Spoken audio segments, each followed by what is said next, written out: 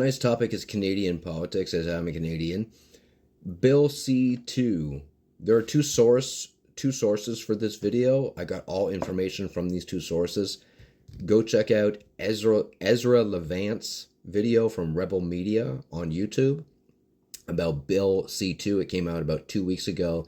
And there is a Canadian lawyer who has a channel, I'm pretty sure he's a lawyer, called Runkle the Bailey, Runkle the Bailey, Bailey.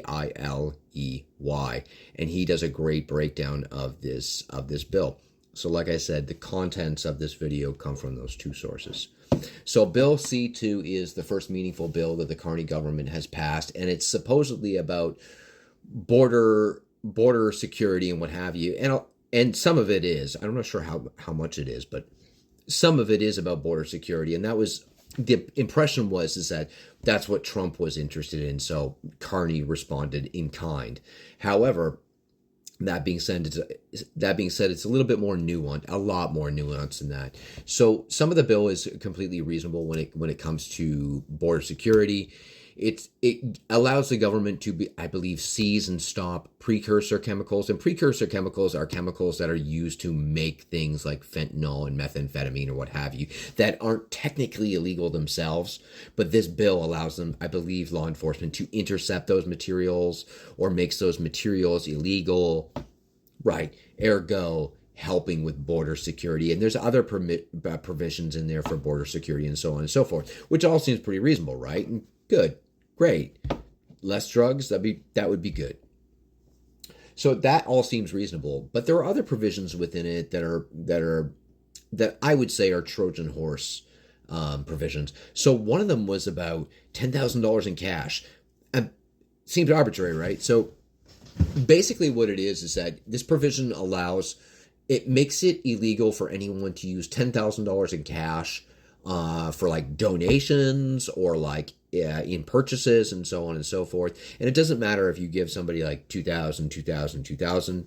If it totals 10,000 in succession, that's illegal. And the idea behind it seems pretty reasonable, right? Because it's like, well, who has $10,000 in cash? Most people, it's like if they're going to be buying a $10,000 item, they're probably going to be using like an Interact or a credit card or a line of credit. They're not going to be walking up to some counter with $10,000 in 20s. Right. So the idea is that, well, the people who would be using $10,000 in cash at businesses would be people who are money laundering for organized crime or are involved in drugs and so on and so forth. But so it seems reasonable, right? But here's the thing. We have to remember that as far as the modern economical climate is concerned in the finance industry, there's been long speculation that there's going to be a centralized digital currency, right? Like the elimination of cash for a centralized digital currency, right? And all of a sudden, as in the last few years, all these major banks are interested in their own crypto.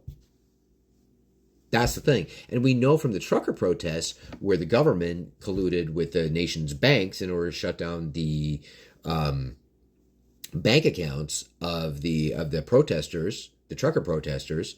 Right. So we know that it's like they already used the nation's banks to shut down political dissent.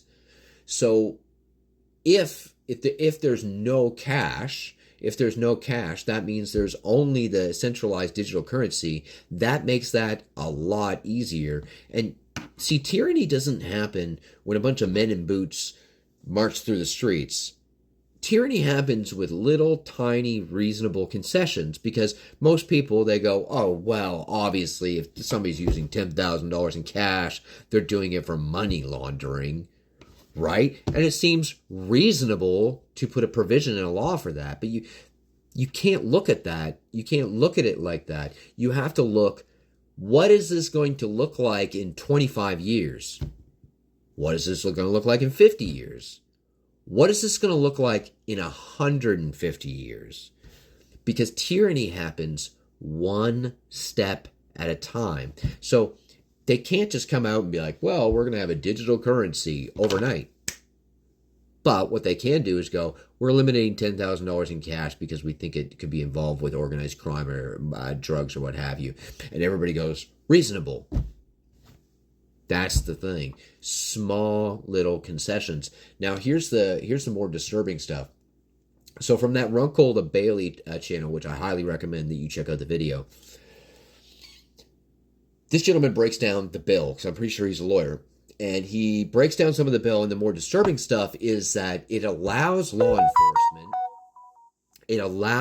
enforcement to get any information that they want out of any public entity that you're subscribed to.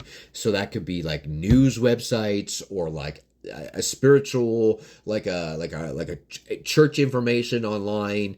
It could be he used like things like bookstores as an example. So say you go to a local bookstore and a cop has a reason to suspect you for whatever it is they suspect you for, something nebulous.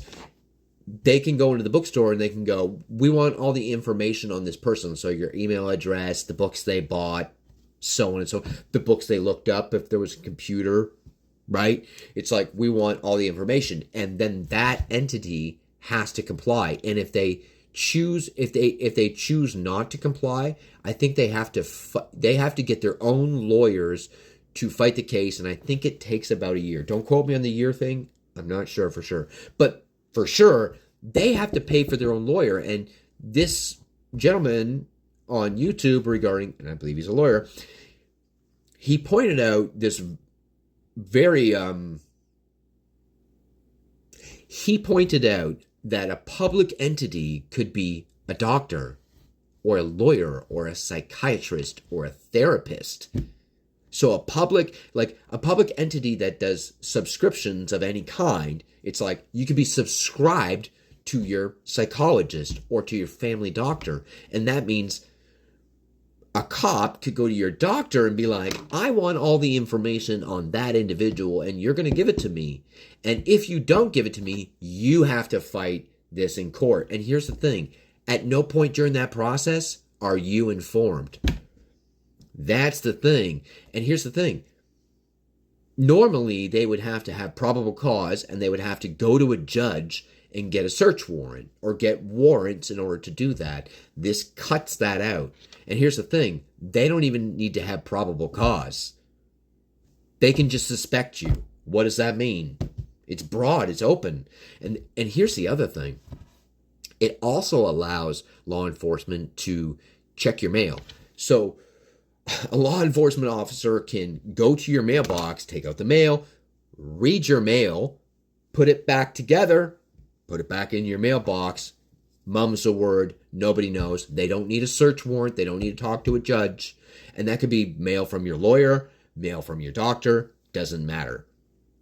And here's the thing. If law enforcement intercepts your mail, they have 60 days to basically do with it what they want. Now, if it goes 61 days and they have your mail, they have to inform Canada Post. But here's the thing. Canada Post doesn't have to inform you. So even if it goes over the allotted time of 60 days, Canada Post doesn't have to tell you and won't tell you. This is the thing. So a law enforcement officer could go to a news website that you subscribe to, give them all the information that they have on you, and you won't know. This is the thing. So, and this lawyer pointed out, I think very astutely, that this should be a concern from anybody on the right or the left, because that means anybody who's sitting in the government could use this as a weapon against somebody else, because it's just a matter of making a phone call to a local police department and be like, and how would you know? There's no way to know. So it's not that it's necessarily going to be abused. It just means that it can be abused.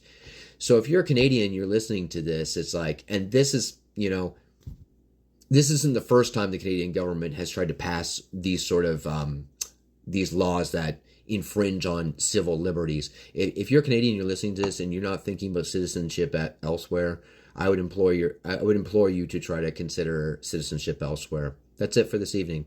Peace. One small addendum. I said earlier in the video that the bill had passed. It has not passed as of yet.